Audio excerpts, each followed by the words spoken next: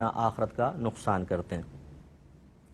پھر آگے ارشاد فرمایا کہ اس ذات کی قسم جس کے قبضہ و قدرت میں محمد کی جان ہے،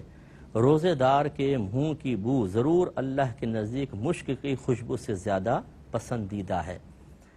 اس پہ بھی کلام ہو چکا ہے، میں دوبارہ اس لیے بار بار کر لیتا ہوں، کچھ نئے جوائن کرنے والوں نے اگر نہ سنا ہو تو وہ سن لیں کہ اللہ تبارک و تعالی عوار ذات بشریہ سے پاک و صاف ہے۔ عوار ذات مطلب جو چیزیں ہمیں لاحق ہوتی ہیں، عارض ہوتی ہیں، جیسے ہماری خوشی ہے، ہمارا غم ہے، ہماری حیرت ہے، ہمارا تعجب ہے، ہماری بیماریاں ہیں، ہماری صحت ہے، یہ خود ہماری ذات تو نہیں ہے نا، ہماری ذات کے ساتھ چیزیں وابستہ ہیں، انہیں کہتے ہیں عوار ذات۔ تو اللہ تبارک و تعالی عوار ذات بشریہ سے پاک و صاف ہے، یعنی جیسے ہم چیزوں سے اثر قبول کرتے ہیں پھر اس کا ایک رزلٹ آتا ہے۔ خوشگوار چیز کا اثر قبول کریں گے تو خوشی ظاہر ہوگی، دل خوش ہوتا ہے، ہمارا چہرہ کھل جاتا ہے۔ کوئی جلال والی چیز، بری چیز ہوتی ہے تو غصے میں آتے ہیں، نقصان والی چیز سامنے آتی ہے تو دل اثر قبول کرتا ہے تو ہم صدمے کی کیفیت میں نظر آتے ہیں، چہرے پر صدمہ ظاہر ہو جاتا ہے، تعجب، اسی طرح حیرت، یہ چیزیں بھی ہوتی ہیں۔ اللہ تعالیٰ ان چیزوں سے پاک و صاف ہے، لہٰذا اگر فرض کر لیں کہ ہم روزہ رکھتے ہیں اور ہمارے منہ میں ایک روزے کی وجہ سے جو معدے سے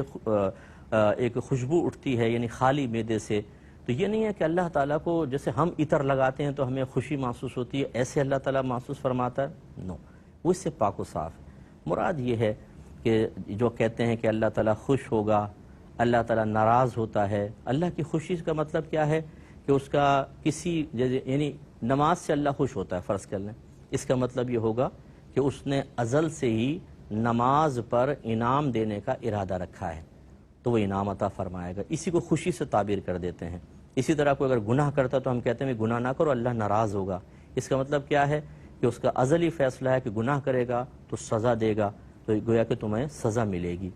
اسی طرح یہاں پر کہ اگر روزے دار کے منہ کی خوشبو ہے تو یہ نہیں ہے کہ خوشبو کوئی اللہ تعالیٰ تک پہنچے گی اور اللہ تعالیٰ اس کو پسند فرماتا ہے اس طرح جیسے ہم پسند کرتے ہیں۔ مراد یہ ہے کہ بروز قیامت، اس کا ایک مطلب یہ بیان ہوا ہے کہ بروز قیامت جب کوئی شخص آئے گا تو اس کے منہ سے ایسی خوشبو پھیل رہی ہوگی جیسے مشک کی خوشبو ہوگی، اور اللہ تعالیٰ اس روزے دار کو انعام عطا فرمائے گا۔ یہی پسندیدگی کا مفہوم ہے، تو یہ اچھی طرح سمجھیں، اپنا عقیدہ بہت صحیح رکھیں، ورنہ جب ہم عقیدے کو صحیح طرح نہیں سمجھ پاتے تو ہم اللہ تعالیٰ کو معاذ اللہ نیچے سطح پر لا کر ایک انسان کی طرح اس کے ساتھ معاملات کرنے کی کوشش کرتے ہیں۔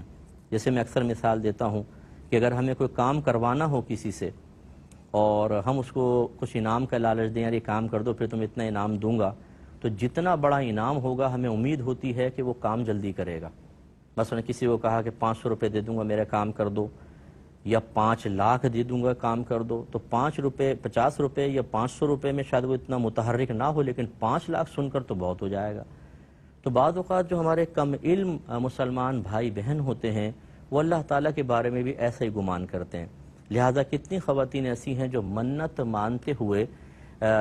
بیٹی کی شادی نہیں ہو رہی، بیٹے کی نوکری نہیں لگ رہی، ویزا نہیں لگ رہا، تو اللہ کی بارگاہ میں ایک بھاری سی عبادت کا ذکر کرتے ہیں، اللہ تعالیٰ اگر میرا ایک کام ہو گیا تو 5000 نوافل پڑھوں گی،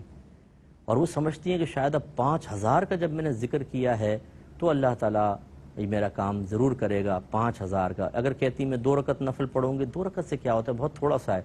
یہ تو معاذ اللہ شاید اثر نہیں کرے گا۔ یعنی یہ شیطان ہمارے ذہن میں ڈال رہا ہوتا ہے کیونکہ ہم نے عقیدہ سیکھا نہیں ہوتا، اللہ کی معرفت ہمیں حاصل نہیں ہوتی۔ حالانکہ ان نادان بہن کو سوچنا چاہیے کہ آپ یہ کہہ رہی ہیں کہ میں 5000 نوافل پڑھوں گی اگر میرا کام ہو گیا، اور سوچتے ہیں کہ اب شاید اللہ تعالیٰ جلدی کام کر دے گا۔ حالانکہ میرا رب تو یہ بھی جانتا ہے کہ یہ پڑھے گی کہ نہیں پڑھے گی،